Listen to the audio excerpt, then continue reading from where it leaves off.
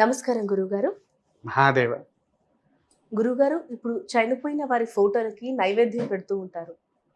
అలా పెట్టొచ్చంటారా? ధర్మ ప్రకారంగా అంటే ఖచ్చితంగా పెట్టాలమ్మా. హ్మ్. ఎక్కడైనా సరే, ఎలా ఉన్నా సరే, మనకు వేదశాస్త్రంలో భగవంతులతో పాటు సమానంగా చూసిందే మాతృదేవో భవ, పితృదేవో భవ అని చెప్పారు. అవునా? దైవ దైవంతో సమానమైనటువంటి వారే తల్లి తండ్రులు. విన్నారా? ఇక్కడ మీకు ఒక్క విషయం చెప్తా విను తల్లి. మనకు వేదంలో పిండ ప్రధానాలు అనేటువంటివి మనం పెడతాము. అవునా? అంటే ఎవరైనా మరణిస్తే ఆబ్ధికము అని చేస్తాము. హ్మ్. వాస్తవానికి ఏంటి, మా బ్రాహ్మణులలో భోక్త అంటారు వాళ్ళు. మంత్రం చెప్పే వాళ్ళను మంత్రాధికులు. ఆయన కూర్చొని మంత్రం చెప్తూ ఉంటే మిగిలిన వాళ్ళందరినీ కేవలం వాళ్ళను భోజనానికే పిలుస్తాము. వాళ్ళను భోక్తలు అంటాము. హ్మ్. ఏం చేస్తాము, వాళ్ళల్లో ఇద్దరు విశ్వేదేవరులు, ఒక విష్ణుమూర్తి, ముగ్గురు వంశస్థుకులు. అంటే ఎవరు? తాత, తండ్రి, ముత్తాత, ముగ్గురిని కూర్చోబెడతారు. ఆ బ్రాహ్మణుల రూపంలో వాళ్ళకు ఆహ్వహించి భోజనాలు పెడతారు. ఇది బ్రాహ్మణాధీనంలో ఉండేది. కొంతమంది ఏం చేస్తారంటే పిండ ప్రధానాలు చేసి బ్రాహ్మణుడికి స్వయం పాకం, అంటే ఇతర వాళ్ళల్లో బ్రాహ్మణులకు స్వయం పాకం అనేటువంటిది ఇస్తారు భోజనార్థి. ఏమేమి ఇస్తారు? చెంబిస్తారు, చాపిస్తారు, బియ్యము, వస్త్రము, ఇవన్నీ ఇస్తారు.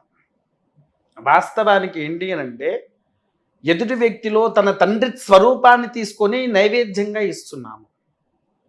అర్థమవుతుందారా? ఇలా చేసిన తర్వాత ఈ వ్యక్తులు తీసుకుపోయి ఇంట్లో పెట్టుకుని అవి భోజనం చేస్తారు కాబట్టి వారు తిన్న వాటితో సమానంగా అయిపోయేది. ఇప్పుడు రాను రాను ఏంటి అని అంటే ఫోటోల ముందు తనకిష్టమని చెప్పేసేసి మాంసం పెట్టడం, మద్యపానం కూడా పెడతారు. అవి ఎక్కడ చెయ్యాలి? సంవత్సరానికి ఒక్కసారైనా శ్మశానం దగ్గర పిట్టకు పెట్టైనా రావాలి. ఎందుకంటే అక్కడ పెడితే ఆయన స్వతహాగా వచ్చి తింటాడు. స్వతహాగా కాకి రూపంలోనో ఏదో ఒక రూపంలో వచ్చి తినేసి అయితే వెళ్తూ ఉంటాడు. కానీ మరణించిన వారికి ఫోటోల ముందు కాకుండా శ్మశానం దగ్గర పెట్టడం, లేకపోతే ఇంటి పైన స్లాబ్ వేసుకునే వాళ్ళు ఉంటారు కదా, స్లాబ్ వేసుకునే వాళ్ళు ఇంటి పైన ఒక ముద్ద అన్నము తీసుకుపోయి పైన పెట్టినటువంటి ఎడల కూడా ఎప్పుడెప్పుడు పెట్టాలి? ప్రతి అమావాస్య రోజు ఉదయం మాత్రమే పెట్టాలి. ప్రతి అమావాస్య. ఎందుకు అనంటే అమావాస్య అనేటువంటిది పితృవులకు తర్పణాలు వదిలే రోజు. ప్రతి అమావాస్యకు ఉదయాన్నే లేచి పితృవులకు తర్పణాలు వదలాలి. పితృతర్పణం వదిలిన తర్వాత పలు చోట్లలో అన్నదానం చేయాలి. అన్నదానం ఎందుకు చేయాలయ్యా అంటే అమావాస్య రోజున నీవు పితృశాపరహితంలో ఉన్నప్పుడు ఈ అన్నదానం చేయడం వలన అమావాస్య రోజున మనం ఎప్పుడైతే అన్నదానం చేస్తామో అక్కడికి వచ్చే ప్రతి ఒక్కరూ ఆకలితో వస్తుంటారు. కానీ నీవే పెట్టావే అనుకో, నీ యొక్క తండ్రి కానీ తల్లి అంటే మరణించిన వారు ఎవరైనా ఉంటారు కదా నీకు సంబంధించిన వారు, వాళ్ళు ఎవరో ఒక్కరు వాళ్ళ రూపంలో వచ్చి భోజనం చేసి వెళ్తారు. విన్నారా తల్లి? అట్లా నీవు నమ్ముతావో నమ్మవో, నేను ఇతఃపూర్వంలో అమావాస్య ప్రసాద వితరణ అని ప్రారంభం చేశాను. కాకపోతే ఉదయాన్నే కాదు, సాయంత్రం పూట మా రాజశ్యామలాదేవి వారికి 16 రకాల హారతులు, మద్యపాన హారతి, కర్పూర హారతి, మొత్తం 18 రకాల హారతులు పూర్తయిపోయిన తర్వాత 50 నుంచి 100 కిలోల పులహార తయారు చేసేసి బయట నైవేద్యం కింద అందరికి పంచేటివాడిని. నేను పంచంగా మా ఊర్లో అందరూ కూడా కలిసి ఏకమయ్యి గురుగారు చేస్తున్నారు కదా, ఒకసారి గురుగారి దగ్గరికి వెళ్ళి కనుక్కుందాము అంటే, గురుగారు ఇది మీరు ఎందుకు చేస్తున్నారు అని అడిగారు. చెప్పా, బాబు అమావాస్య రోజున మనం ఎవరికైతే భోజనం పెడతామో మన ఇంట్లో ఉండే అరిష్ట దోషాలు పోతాయి.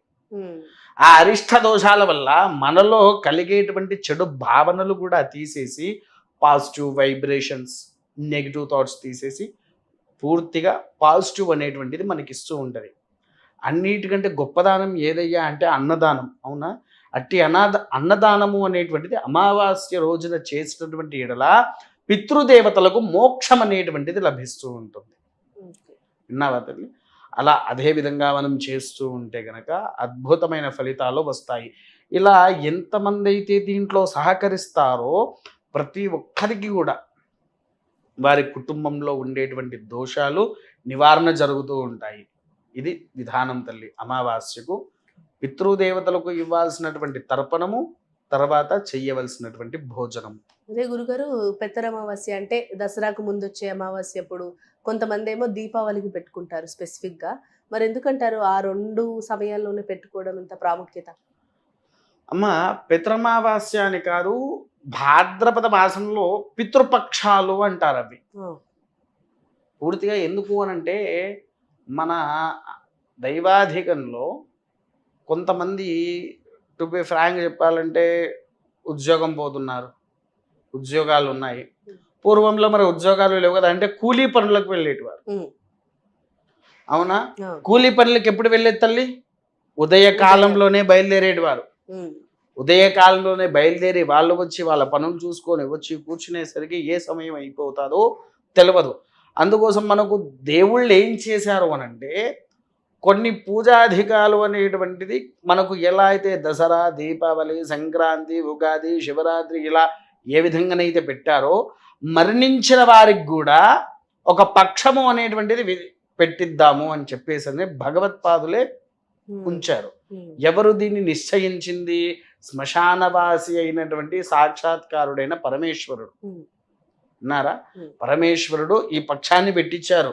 పెట్టించేందుకనంటే, ఎవరైతే కొంతమంది ఉండేటువంటి వారు ఎరా ఇవాళ వాళ్ళ తల్లిదండ్రుల యొక్క తిథి అయితే ఇవాళ చెయ్యకుండా ఇంకో రోజు చేసేటువంటి వారు మర్చిపోతూ ఉంటారు.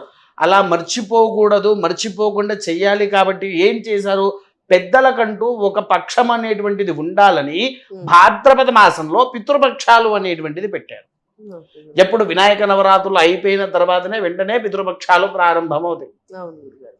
అక్టోబర్లో పితృపక్షాలు ప్రారంభమవుతాయి. ఆ 15 రోజులు పూర్తిగా వాటికి. అందుకోసమే చూడండి, ఆ 15 రోజులు నదీ తీరంలో కానివ్వండి. అంతెందుకమ్మా, ఇప్పుడు పితృశాపము అంటారు. పితృదోషం వేరు, పితృశాపం వేరు. తర్వాత దీని గురించి మనం మాట్లాడుకుందాము అన్నారా. అయితే ఈ పితృదోష శాపమైన పితృశాపమైన కొన్ని వాస్తవానికి నివారణ చేయాలంటే పితృపక్షాల్లో నదీ తీరాల పిండ ప్రధానాలు చేస్తారు. తెలుసారమ్మా ఇది నీకు? నదీ తీరాల్లో ప్రతి ఏడాది చెయ్యాలి. ఎందుకు అనంటే కొంతమందికి డేట్స్ అని చేస్తారు. మరణించిన వారికి ఎప్పుడు కూడా డేట్స్లో చేయకూడదు.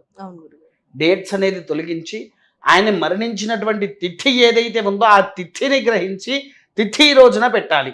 ఇప్పుడు తిథి రోజున పెట్టేటువంటి వారు లేరు కాబట్టి నదీ తీరానికి వెళ్ళేసి నదీ తీరము దగ్గర మనం పిండ ప్రదానం అనేటువంటిది ఆచరించాలి. విన్నవారం? ఆ విధంగా చేస్తే ఇక్కడ ఏంటి అంటే ఆ యొక్క మనిషికి మోక్షం అనేది లభిస్తుంది. ఇందులో ఇంకో చిన్న ఉదాహరణ చెప్తా తల్లి. పితావహో తతరేవ ఇతమావహ అని చెప్పేసి అన్నారు. అంటే తండ్రి యొక్క తండ్రి, వారి యొక్క తండ్రి, వీళ్ళు ముగ్గురు ఉన్నారు. ఇక్కడ ఈ మనిషి ఎప్పుడైతే మరణిస్తాడో 1, 2, 3 పిండాలు పెట్టేశారు. పెట్టేసిన తర్వాత 3, ఎందుకనంటే మన 3 తరాల వాళ్ళు ఉన్నారు. అయితే అందులో అనుకోకుండా మన ఇంట్లో మనకు ఉండే పెద్ద ఎవరైతే మరణిస్తారో ఆ 3 నుంచి ఒకటి తెలుగుపోయి ఈయన పేరు యాడ్ అవుతుంది. ఎప్పుడు ఈయన పేరు ఎప్పుడైతే యాడ్ అవుతుందో ఈయనకు మోక్షం లభించింది అని అర్థం. ఈయనకు పూర్తిగా మోక్షం వచ్చేసింది. ఇంకా ఈయన పేరు ఇందులో రాదు. అవునా? ఈయన మరణించక ముందుకు వాళ్ళ ముగ్గురికి 3 పిండాలు పెట్టేది. ఎవరికి? తండ్రికి, తాతకు, ముత్తాతకు. ఈయన చనిపోయిన తర్వాత ఈయన తండ్రికి, ఈయన తాతకు ఎవరు పెడతారు? కుమారుడు పెడతాడు. విన్నారా? ఈ 3 తరాలలో వీరికి ఎప్పుడైతే మోక్ష వచ్చిందో అప్పుడే వాడు మళ్ళీ పునర్జన్మ అనేది ఉంటుంది. అర్థమైందా తల్లి? ఇది ముఖ్యమైనటువంటి విధి తత్వాలు. దీన్ని మనం ఎప్పుడైతే ఆచరిస్తామో అప్పుడు మనం ఫోటోలకని కాదు తల్లి, ఎక్కడైనా సరే ఆ పిండ ప్రధానాలకు కూడా నైవేద్యం పెట్టాల్సిందే. ఓకే గురుగారు, చాలా చక్కగా వివరించారు గురుగారు. ధన్యవాదాలు. మహాదేవ.